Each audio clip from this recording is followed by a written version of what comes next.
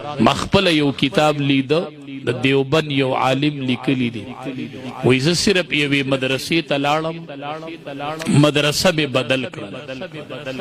ټولو استادانو باندې وګرځېدم یو استاد نه مې اجازت ونه غوښتو نور ټولو له لاړم چې سبق مې بل ځای شروع کو نو سبق کې ونختلم یو ځای راغی کتاب کې ونختلم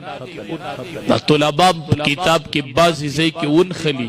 بیا د طالب نه وی پې نه پوهېږي د استاز نه وی پې نه پوهېږي دې خبر نه چې دا زه څه شي انخلولی یم کله ناکله د معمولي استاز بی خو د ده ړه کې چې معمولي خفګان راشي د طالب راونیسي نو ځای کې ونختلمه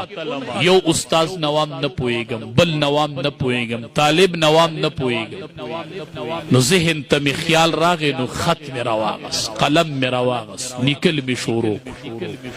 هغې استاز ته مې خط ولیکو د کوم استاز نه چې بې اجازته راغلی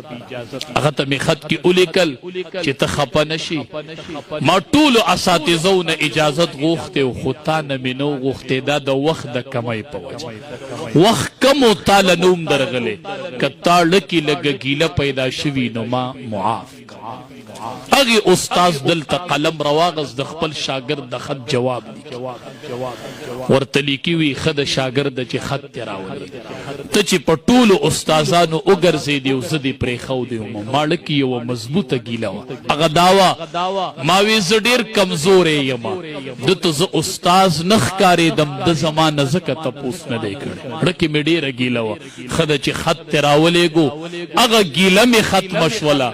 څه شاګرد الله دې په مخ رڼا کړه هغې عالم لیکلي وي چې د استاز خط مال راغی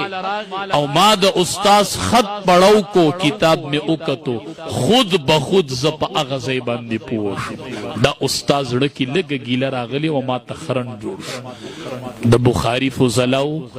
اساتذه وپېژنئ د اساتذو سره عقیدت برقرار ساتئ استازان نن هغې استازانو په برکت پلارانو خوشحاله شي نن چې شیخ صاحب اخیري حدیث وی د مدرسو د کالجونو کې فرق ده التم واړه ډیګری والی او پلارانې راغلي که نه نن چې شیخ صاحب اخیری حدیث وایي دلته یو سند دی چې هغه د سکولونو کې نشته شیخ صاحب چې حدیث وایي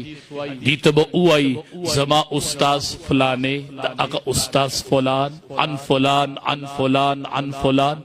یو استاز نوم به علي آخر کې به دې بچي ته وایي ستا استاز زو زما استاز فلان د هغه استاز فلان د هغه استاز فلان آخر کې به بچي ته وایي قال رسول الله صلی الله علیه وسلم اے بچیا ستا اخیری استاز نبی کریم صلی الله علیه وسلم دا نسبت په نن ستا بچي ته میلو شي دا په یو ځای کې نه میلاویږي دا د دې اکابرو سره دی دا سینه په سینه راغلی دی دا پاک لړ دی نن بستا د بچی استاز اولنی مبارک شیخ صاحب دامت برکاتهم العالیہ او اخیری استاز نبی کریم صلی اللہ علیہ وسلم پا اغا بای د سند کڑی ادریگی او ددن با د سند کڑی شروع کیگی بہر صورت وخم مختصر دے او بارانم دے زمونگ مشران ناس کی چی اغیشتا دے انشاءاللہ غیب تقاریر کی و آخر دعوانا ان الحمدللہ